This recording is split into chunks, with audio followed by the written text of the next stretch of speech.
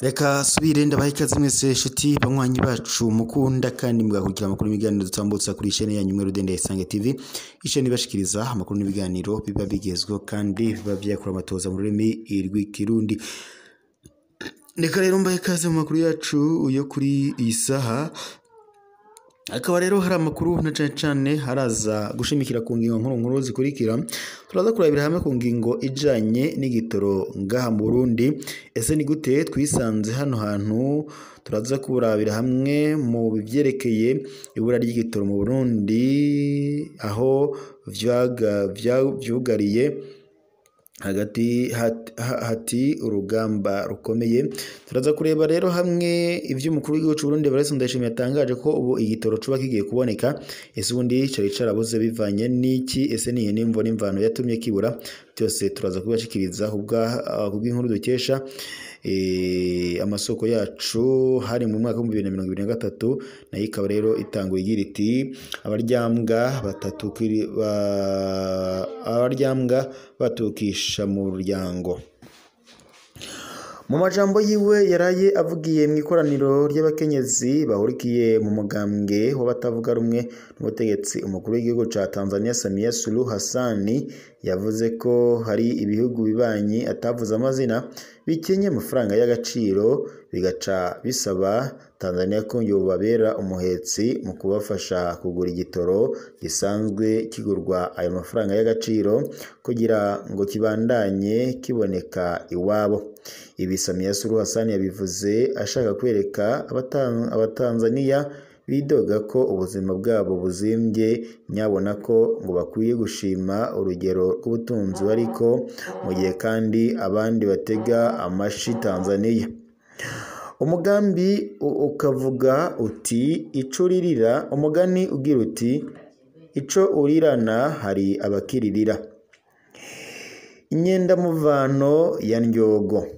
Ishyirahamwe ryari rizwi kuva kera mu bubasha budasanzwe bwo kuzana igitoro mu Burundi ni Itapetro ry'umuhindi Taluku. Iryo shyirahamwe rimaze imyaka irenga 20 rizana igitoro mu Burundi, byarigeze kumenyeshakana rwose ku ntwaro Perezida Buyoya, aho abarundi benshi baryubaha nk'ishyirahamwe ryiwe bwite.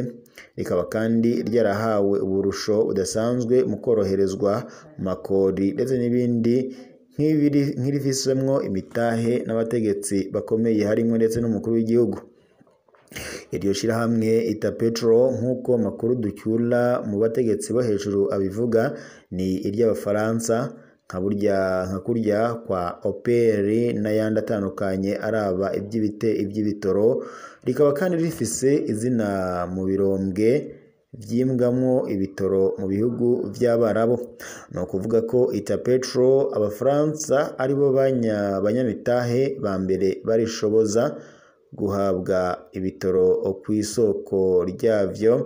Abarundi nabo ngo harimwo n'abo bategetsi bagashiramwo umutahe w'imiduga ishobora gusomba igitoro bakagabura inyungu.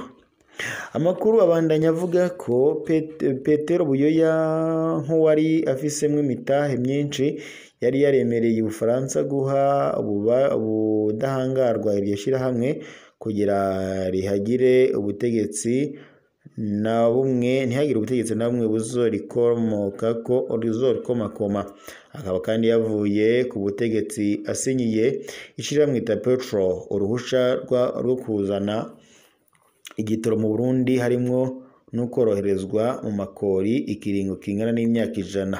Nawe Ubufaransa bukazomwitura mu kumuha uburusho mpuzamakungu harimwo no kurongora ishirahamwe Francophonie kw'isi.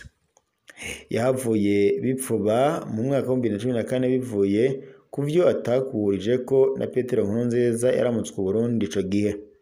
Kuva aho Petero Nkurunziza ashikiriye ubutegetsi yari yegerejwe n'ishirahamwe Itapetro rimuha ububasha nawe bwo kugiramwo imitahe n'inyungu zidasanzwe. maze ntiyahaba akiraba rya ruhusha rw'imyaka 100 ko rwoba rudakurikije amategeko. Ubutegetsi bwa Evariste Ndayishimiye Taruku arongoye Itapetro mu Burundi yaragerageje akora akatari gake kumushikanira amafaranga atari make mu Burundi n'ubundi burusho muri Itapetro neva aranana kuko yashaka kuronka inguvu zituma afuta ya masezerano. Abarundi ibibwa n'ishirahamwe ry'abanyamahanga ukubona ko ngo risa n'iryari ryafashe hafi igice cyose c'igisata by'ubuzima bw'igihugu. Umukuru w'igihugu cy'u Burundi General Major Evariste Ndayishimiye amaze guhumiriza agafata ingingo yo guhagarika amasezerano ya Itapetro, Taruku yaciye yurira indege aja mu Faransa kubwira ba sebuja uko bigenze, abasaba gukora ibishoboka ngo leta ya Evariste Ndayishimiye ngo isubizeho ayo masezerano. Ufaransa bwishuye Taruku ko hariho ibiriko birahinduka ku bufasha Ufaransa bwahora bufise ku Burundi cyo kimwe n'ibindi bihugu vyari bihurikiye mu ishirahamwe francophone bivuye kuyinjira ryabo muri Afrika y'ubuseruko risa n'ishirahamwe ry'abavuga ururimi rw'icongereza. Mugabo kandi Ubufaransa buca bunyaragasa kuri bene ibitoro mu bihugu by'Abarabu kubasaba ko bokwankira leta y'u Burundi guhabwa izina ry'abashobora kurangura igitoro bagikuye ku isoko. Haca hategurwa ubundi umugwi w'ibihangange byo muri CNDD-FDD yarivizemwo imitahe muri International muri Petro birongowe na General Yarengewe mu Binyoniko ahabo nabo baca batora amafaranga y'agaciro hafi yose yari muri BRB banyegejeyo kugira ngo leta ntironke uko ija kurangura igitoro ahandi gushika yemeye gusubira gukorana na Itapetro.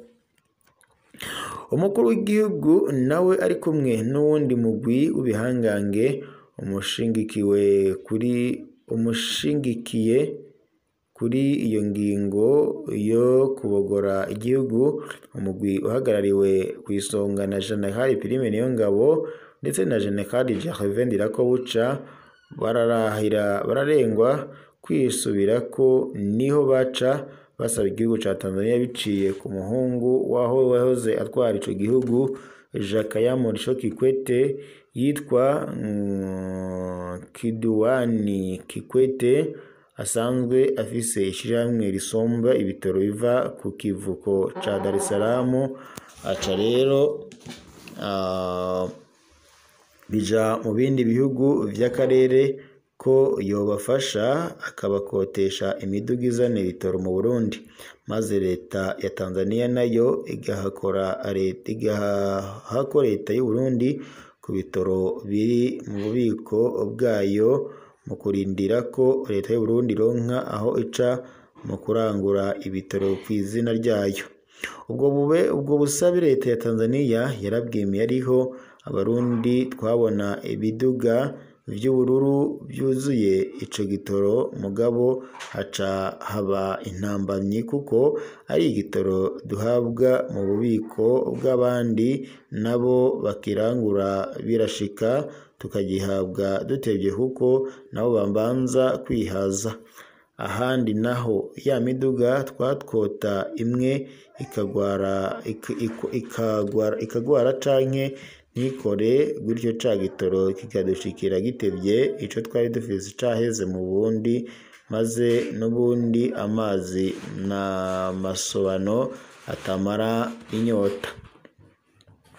Ngo ingorane ntiyari imwe gusa. Ico gihe leta ya Neva isaba gucishirizwamo na leta ya Samia Suluhu Hassan bari bumvikanye ko bazobariha mu Barundi, maze leta yamara guhabwa zafashanya makungu yariko arayemerera mu mafaranga y'agaciro kazoca isubizwa ya marundi igatanga ay'agaciro, none bene gutanga izo mfashanyo bahavuye bisubira ko basaba leta kubanza gufata ingingo ruhasha zotuma abivye amafaranga ya mbere muri EBRB batohava bayora n'ayandi nayo yandi y'amashasha, ibintu bikaguma kwa kundi. Ni umukuru w'igihugu yashavura cyane kubona hari akagwi k'abantu bariko baremera indiri ko indiri y'abarundi ihura n'ibibazo kubw'inyungu zako. Amajambo ya Samia Suluhu Hassan avuga ko bitagikunda ko leta yiwe ibandanya kuba umuhetsi mu gutiza igitoro Burundi kuko ngo budafise ya mafaranga y'agaciro vyavuye kuri ca cizere cyo kuyaronka gisa n'icasubiye inyuma. Ku kijanye no gusengeza abagize ako kagwi, umutegetsi wo hejuru yatubwiye ko mu Burundi hariho abantu badashobora gucibwa imanza n'izo sentare dufise bivuye kuco bari mu mabanga y'igihugu. Ivyo navyo biva ku kuba vyaranse ko hoshirwaho ya sentare idasanzwe vyumvikanwa ko mu masezerano ya Arusha ifise ububasha bwo kuburanya umutegetsi uwo ari we wese ibivuye ku bategetsi batinya ko bobazwa ivyo bakoze bakiri mu mabanga canke barayavuyemwo. Mu kurangiza, uwo mutegetsi yavuze ko ico bagisigaye ari uko umukuru w'igihugu yakoresha inguvu atitaye ku vyo amategeko avuga mu bijanye n'amapeti canke ibindi byubahiro by'abategetsi. Mugabo naho akaba yoca yagirizwa ihonyangwa ry'amategeko mu gihe leta yiwe yari yihaye ihangiro ryubahirizwa ryayo. Aha rero muri uru rugamba rutoroshe, ababona ibintu barazi neza ko ubutungane ataco bwobagira hakurikijwe amategeko. Hasigaye imikenyuro y'ibanga mukuru w'igihugu agiye gukoresha mu gutsinda ivyo bihangange by'abanyogeza itunga byigize vy'abanyonyezi. Ngivyo rero ibijanye n'igitoro ngaha mu Burundi ndetse nuko bihagaze, aho leta y'u Burundi isabwa gufata mu minwe ibijanye n'igitoro bivanye nuko abarundi kuri ubu bashavuye cyane bavuga ko leta ya Neva yamaze kubapfukama mu nda, ndetse kuri ubu ngubu bakaba bafite ishavu ntangere, bakavuga ko rero ibyo bakorerwa na leta ya Ndayishimiye ngo ataho vyoba vyarigeze bigaragara, ndetse bakanavuga ko kuri ubu ngubu ibintu bitoroshe. Ari andi makuru twahawe avuga ko hoba hari umugambi wo kugandagura Faustin Ndikumana, urubuga umuhinga yigenga ukoborera kuri X cyangwa se Twitter yanditse mu ijambo ryaheze agira ati, amakuru dufise kandi ifitiye ivyemezo nuko hari umugambi wo kugandagura Faustin Ndikumana aramutswa ishiramwe Parsem hakoreshejwe agisida. Urubuga umuhinga yigenga rusanzwe rukorera ruronka amakuru ava mu biro by'umukuru w'igihugu ni gace cyane twihenda, amasoko yarwo arakomeye cyane, uwo rwandika ko turamushingira intahe turamuzi neza.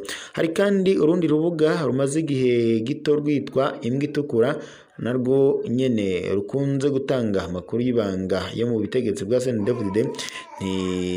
Turamenya neza nyenego wigeze kwikekwa n'ubutegetsi yari General Bertin Gahungu, ariko igihe bafashwe rwagumye rwandika bica biraboneka ko atari we arukoresha.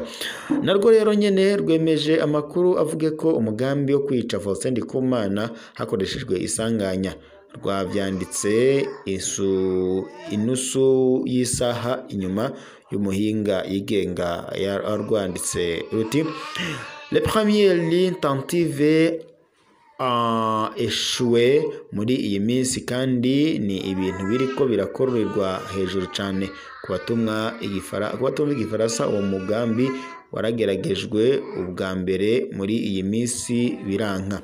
Isidore Mbayahaga yaraye atangaje ko Faustin Ndikumana azopfa nk'umubu. mu kiganiro Isidore Mbayahaga yaraye haye uwitwa Juste Gaël kuri YouTube yavuze ko amaherezo ya Faustin Ndikumana ashobora kuba nk'ay'umubu uhendwa n'amashi